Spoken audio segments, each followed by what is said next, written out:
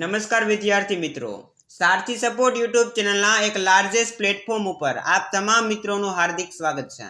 તો વિદ્યાર્થી મિત્રો, આજના વિડીયોની અંદર આપણે ધોરણ 12 મનોવિજ્ઞાન વિષયની જે બોર્ડ પરીક્ષા 2026ની બ્લુપ્રિન્ટ છે એમના વિશે ખાસ વાત કરવાના છીએ। આ વિડીયોની અંદર એ પણ આપણે વાત કરીશું કે તમારે પાસ થવા માટે ખાસ કયા કયા ચેપ્ટર તૈયાર કરવાના છે। ઓકે, તો વિડીયોને તમે સ્કીપ કર્યા વગર અંત સુધી જોતા રહેજો અને સંપૂર્ણ પીડીએફ ફાઇલ તમારે ડાઉનલોડ કરવી હોય તો ડિસ્ક્રિપ્શનની અંદર મેં આની સંપૂર્ણ લિંક તમને આપી છે, ત્યાંથી તમે આ જે સંપૂર્ણ પીડીએફ ફાઇલ છે એને મેળવી શકો છો। ઓકે, વધારે સમય ના લેતા આપણે આ વિડીયોની શરૂઆત કરીએ। તો અહીંયા તમને ગુણભાર અને જનરલ ગુણભાર એવું લખેલું છે। તો પહેલા કેવું હતું તો કે દાખલા તરીકે વિભાગ ઈ હોય તો એની અંદર 6 પ્રશ્ન આપ્યા હોય તો પહેલા આ પ્રશ્નની અથવામાં એક પ્રશ્ન આપ્યો હોય અને એક ત્રીજા પ્રશ્નના અથવામાં એક પ્રશ્ન આપ્યો હોય, આવી રીતે તમને અથવામાં પ્રશ્ન આપતા હતા। પણ હવે એવું રહ્યું નથી। હવે શું છે તો કે જનરલ ગુણભાર આવી ગયો છે। તમને વિભાગ ઈ માં 6 પ્રશ્ન આપ્યા હોય તો સૂચના લખેલી હોય છે કે કોઈ પણ 4 પ્રશ્ન લખો। તો આવી રીતે તમને જે પણ પ્રશ્ન તમને આવડતા હોય એ તમે સિલેક્ટ કરીને લખી શકો। પહેલા એવું હતું કે અથવામાં પ્રશ્ન આપ્યો હોય, જો એ ન આવડતો હોય અને પહેલો પ્રશ્ન ઉપલો આપ્યો હોય એ ન આવડતો હોય તો તમારા માર્ક્સ કટ થઈ શકે। પણ હવે તમને પ્રશ્ન સિલેક્ટ કરવાની તક આપી છે કે તમને જે પ્રશ્ન આવડતો હોય એ તમે લખી શકો છો।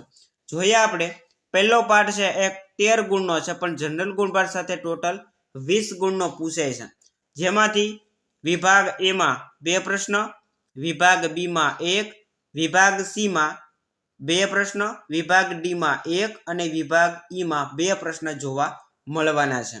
જેની અંદર ઉપર જ તમને સૂચના લખેલી હશે કે વિભાગ સી માં કેટલા લખવાના, વિભાગ ડી માં કેટલા પ્રશ્ન લખવાના છે અને વિભાગ ઈ માં કેટલા પ્રશ્ન લખવાના છે। અહીંયા બ્લુપ્રિન્ટમાં પણ મેં તમને લખી દીધું છે કે વિભાગ સી હોય તો 14 માંથી 10 લખવાના થશે, વિભાગ ડી હોય તો એમાં પણ 14 માંથી 10 લખવાના અને વિભાગ ઈ 6 માંથી 4 લખવાના।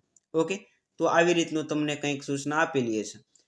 ચેપ્ટર નંબર 2 જેનો ગુણભાર 13 છે અને જનરલ ગુણભાર સાથે 18 ગુણનું પૂછાય છે। વિભાગ બી માં 1 પ્રશ્ન આવશે અને વિભાગ એ માં 2 પ્રશ્ન આવશે, વિભાગ સી માં 1 પ્રશ્ન, વિભાગ ડી માં 1 અને વિભાગ ઈ માં 2 પ્રશ્ન જોવા મળશે।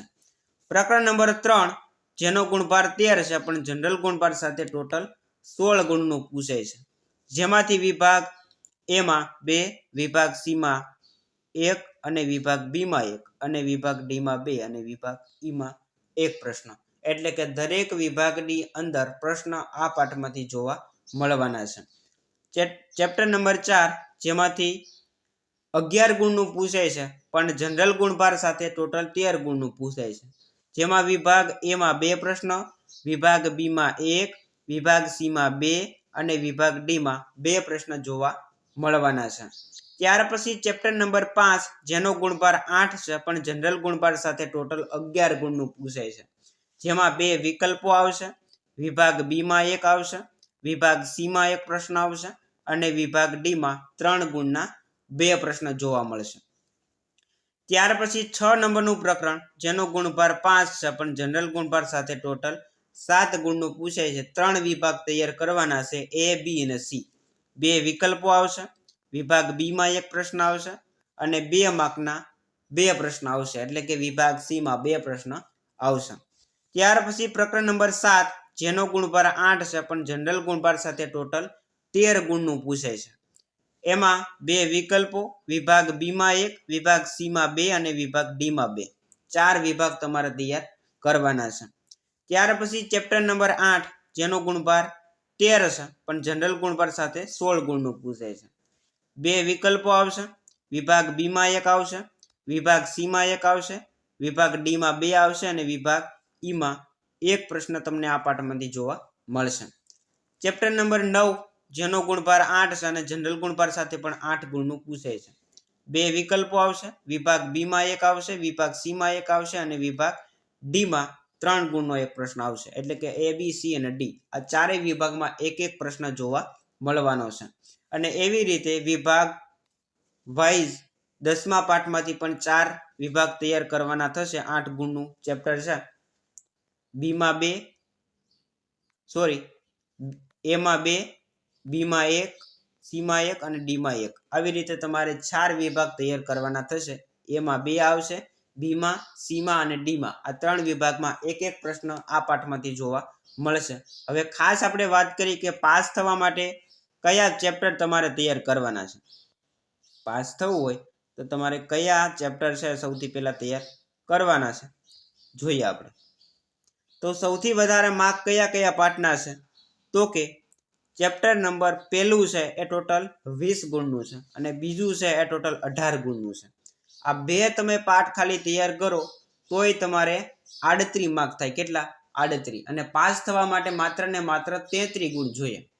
તો આ બે પાઠ તમે પરફેક્ટ તૈયાર કરો, A B C અને D અને E, માત્ર ને માત્ર D અને E તમે તૈયાર કરી નાખો એટલે ABC ઓટોમેટિક તૈયાર થઈ જવાનો છે, કારણ કે બધા પ્રશ્ન એમાંથી જ આવે છે. તો ખાસ તમારે D અને E વિભાગ ઉપર ફોકસ કરવાનું એટલે ABC તમારે ઓટોમેટિક તૈયાર થઈ જશે. આ બે પાઠ તમે તૈયાર કરો તોય તમારે 38 માર્ક તૈયાર થાય છે. બાકી તમારે બીજો આમાંથી કોઈ એક પાઠ તૈયાર કરવો હોય તો તમે કરી શકો, એટલે તમારે 40 અપ માર્ક પાકા આવી જાય. ઓકે, તો આવી રીતે તમારે ખાસ તૈયારી કરવાની છે. આશા રાખીશ કે આજનો આ વિડીયો પસંદ આવ્યો હશે. વિડીયો પસંદ આવ્યો હોય તો લાઈક કરી દેજો, શેર કરી દેજો અને ચેનલ ઉપર પહેલી વાર આવ્યા હોય તો સબસ્ક્રાઇબ કરવાનું ભૂલતા નહીં. સંપૂર્ણ PDF ફાઇલની લિંક તમને ડિસ્ક્રિપ્શનમાં આપી છે. મળીએ દોસ્તો આવા જ નવા વિડીયો સાથે. જય હિન્દ, જય ભારત.